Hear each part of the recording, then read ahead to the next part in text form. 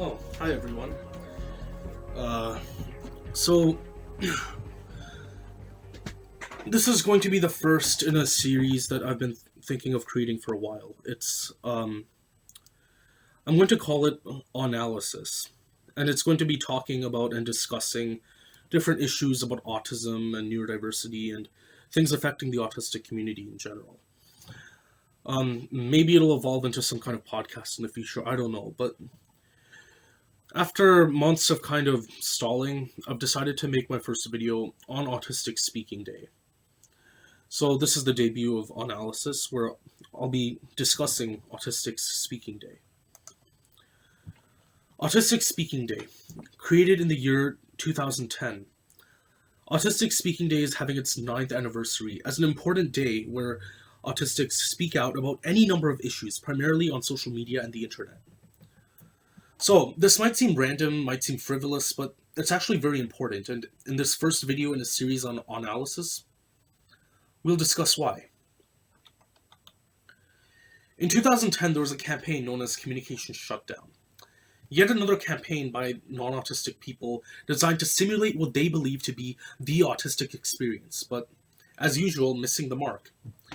The idea seemed to be that allistic, or non-autistic, or, if you will, neurotypical people would simply put up a profile picture signifying that they were participating, and then completely unplug and not communicate for a while. The goal, of course, being to, simulate the barriers in communication that autistic people face. So, it's interesting then that the assumption is that social media is the only way that we communicate. That, and what exactly are they addressing when it comes to communication barriers? Are they implying that autistic people are completely incapable of communicating? Because, well, that isn't true. I mean, what exactly am I doing now? Well, I suppose one could argue that recording a video isn't exactly communicating with anyone per se, but I am nonetheless speaking and using words, sending a message. Of course, verbal language might not be the only form of communication, but we'll get to that later. Now, let's look at social media as a communication forum for a second. Autistics do not only use social media to communicate. We don't. We have in-person lives too, contrary to what some 4chan dark web trolls assume. Social media, however, is helpful, particularly when it comes to overcoming barriers in socialization. It also helps autistics meet each other and organize. And if people are really interested in helping autistics communicate well in person as well, then what they should be focusing on is enabling opportunities to meet and organize with fellow autistics, both for the sake of community and for mutual understanding, and for activism, because when autistic people stand up together, we can actually address some of the issues that we face. I know for one that I had a lot of self-confidence issues. I felt alone, othered in my life. I used to be ashamed for being autistic, and meeting other autistic people was therapeutic for me. It was helpful. It just really helped improve and build my confidence. And I still struggle with many issues, but my life has gotten better since. And sadly, due to the stigma and mistreatment that we face in the real world, social media is a place where we can find each other, where we can organize and interact with the world in a fashion that is, at the very least, kind of safe. I mean, while things like cyberbullying still exist, cyberstalking, cybercrime, whatever, and they can and do cause very real and challenging problems, I would know this. But we can, at least to a certain extent, protect ourselves and, more importantly, stand up for ourselves. And that brings us to the real causes of autistic communication problems. So, we know that a lot of autism research has focused on autism itself being the cause of our problems. But they're flawed for the same reason that the stereotype of autistic people lacking empathy is also gradually dying out as more people realize that that idea is also innately flawed. Why, you ask?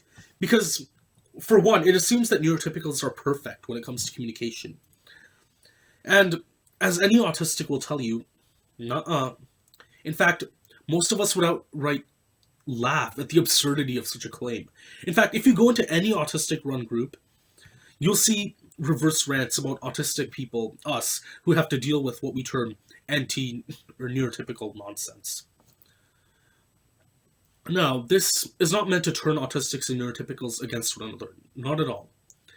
But it does shed some light on the issue. Some studies have started to come out examining the role of neurotypicals and discrimination and their cause in socialization and communication problems that we autistics face.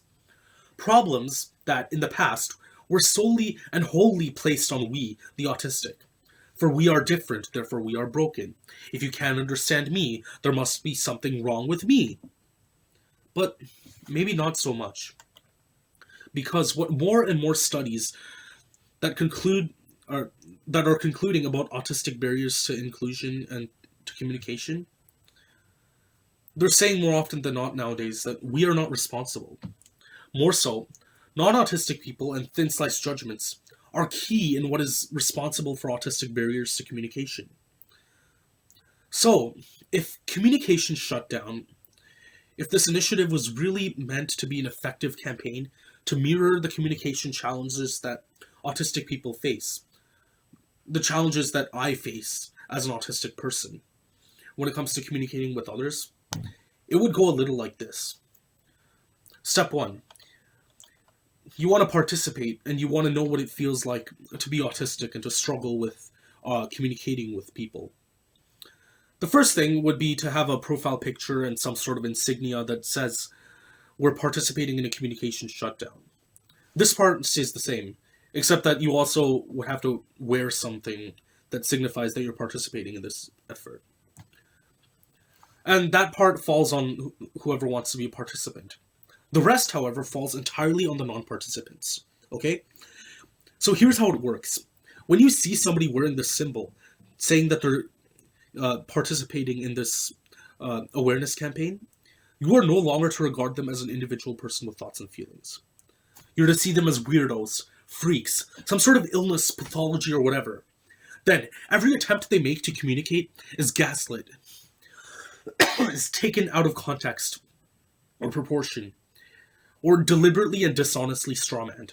It's not that you don't understand them. It's not that you don't understand them. Because if you take the time to listen to them and meet them where they are, you can and will understand at least something they're saying. But no, you don't bother to try at all. They're too freakish. They're too alien to you. They're not worth trying to understand. They're not like you. Therefore, something must be wrong to them. Or something must be wrong with them. Cover your ears. Be completely ignorant to their attempts to communicate. Condescend to them. Baby talk them. Make them feel like garbage. And then when all is said and done, blame them for having the communication problems. Better yet, if they express the slightest hint of anger or frustration, have them restrained and labeled violent, unstable, or dangerous for feeling the way that they do.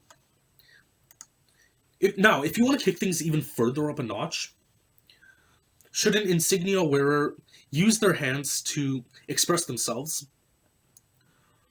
or take slight self-stimulatory actions like hair twirling or like leg bouncing or anything to focus or regulate themselves. Say quiet hands and still them.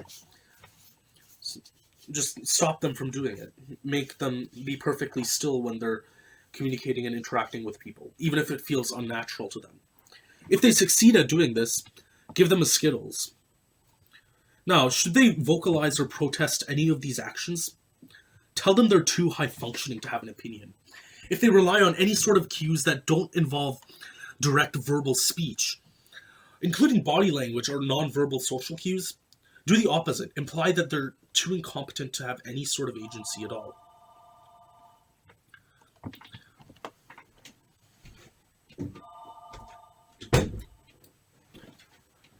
Now,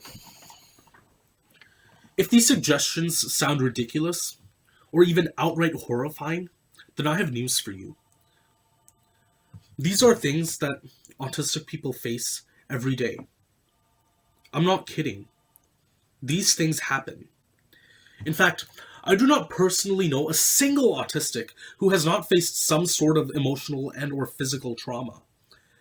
And our response to trauma can further hamper our own communication efforts. being gaslit our whole lives, being taught that every attempt at expression we make is inherently wrong, and having the prevailing assumption be that when things go wrong, it is our fault. It leads to a low and distorted sense of self for many of us. And it has, sad to say, affected me as well. But it doesn't have to be this way. And I hope that in time it won't. Today marks 9 years since the introduction of Autistics Speaking Day. The 9th anniversary. Next year it'll be 10. Yep. And every year I see more autistic activists stepping into the spotlight and speaking out about their experiences, advocating for understanding and acceptance. I see autistic-run groups and organizations forming much more frequently. I see more people listening to us, more people taking us and our experiences seriously, respecting and loving us, and opening themselves to the wonders of an autistic mind. And then I see heroes like Greta Thunberg, who are role models for autistics of all ages, including myself, using her passion, drive, and love for the planet to help change the world. You know, autistic people are all around you. And if you want to know what being autistic is like, listen to us. Ask us questions and talk to us. We have a lot to say, you know. And this includes those who might not use verbal speech as a primary method of communication. And to the autistic community, I say, you know, as autistics, we're often taught to hold back, to mask, to blend in, to not feel and reach within ourselves, to not do anything that might draw attention to us, or basically to hide the fact that we're autistic. We're taught to suppress our stims, we're taught to whatever. And to that I say, it's horrible and unfortunate, but we can stand up and we can fight back. It doesn't have to be this way, especially as things continue to improve. It's time for us to take back our communities, because there are communities, and we deserve to lead the conversation when it comes to autism. Thank you.